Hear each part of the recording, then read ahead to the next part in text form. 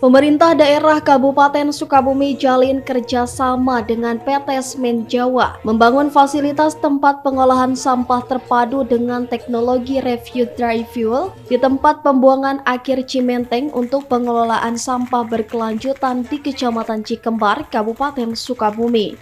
Manajer PT Semen Jawa Indra Laksono mengatakan, pembangunan teknologi RDF ini akan mengelola tumpukan sampah sebagai bahan bakar alternatif menggantikan batu bara.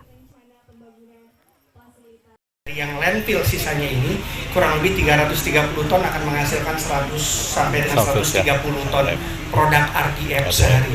Yang insya Allah akan mengurangi sampah yang tadi kolaborasi bersama antara SCG dengan Pemda.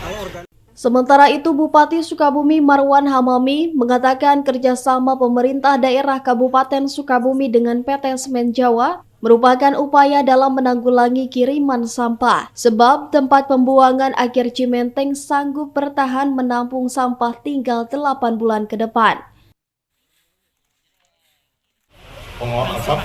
Bank sampah dan juga pengolahan sampah yang dibakar, sehingga PLTU itu juga mempergunakan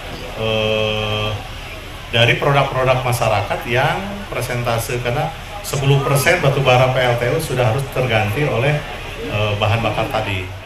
Dengan adanya kerjasama Pemkab Sukabumi dengan PT Semen Jawa, sampah yang bisa mencapai 300 ton per hari ditargetkan bisa bebas sampah di 2050 mendatang. Dari Kecamatan Cikembar, Kabupaten Sukabumi, Iqbal Bakar melaporkan.